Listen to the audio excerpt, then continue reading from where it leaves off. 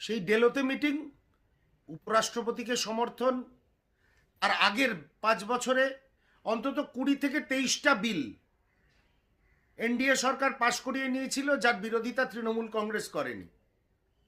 তা আজকে স্পিকারের বিরুদ্ধে অনাস্থায় তৃণমূল কংগ্রেস বাকি বিরোধীদের সঙ্গে সমর্থনে যাবে, এটা আমরা ভাবছি কেন? কি কারণে এটা আমরা ভাবছি? আমরা বারবার বলে এসছি একটা কথা, ওনারা কোন ব্লকে আছেন কোন ব্লকে নেই সেটা বড় কথা নয়, মানুষ কর্মের দ্বারা পরিচিত হয়। তৃণমূলের কর্মই হচ্ছে ভারতীয় জনতা পার্টির যাতে সুবিধা হয়, এনডিএ সরকারের যাতে সুবিধা হয়, সেই কাজটাই করা।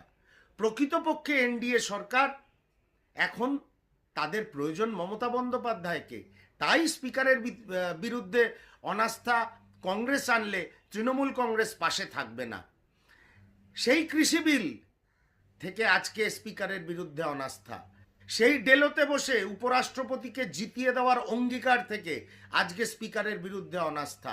কোনো বিষয়েতেই বিরোধীদের পাশে মমতা বন্দ্যোপাধ্যায় নেই। মমতা বন্দ্যোপাধ্যায় কি করেন? অপটিক্সের পলিটিক্স। যাতে সমর্থন করেন ভারতীয় জনতা পার্টি, সেটা আইপ্যাকের দপ্তরে গিয়ে ফাইল বার করে আনা, সেটা সুপ্রিম কোর্টে গিয়ে এজলাসে দাঁড়িয়ে বিচারপতিদের সামনে ওকালতি করা, বিজেপি শাসিত দিল্লির পুলিশকে দিয়ে বঙ্গভবন ঘিরিয়ে ফেলে একটা ভিকটিম কার্ড খেলা। এই মমতা বন্দ্যোপাধ্যায় চিরদিন ভিকটিম কার্ড খেলেছেন এবং প্রকারান্তরে ভারতীয় জনতা পার্টিকে সমর্থন করে গেছেন। তাই আমরা একটুও অবাক হইনি যে ওনারা স্পিকারের বিরুদ্ধে যে অনাস্থা কংগ্রেস আনতে চলেছে সেটাই ওনারা সমর্থন করবেন না। ওনারা অ্যাকচুয়ালি ভারতীয় জনতা পার্টির বি টিম, এর চেয়ে বেশি কিছু বলার নেই।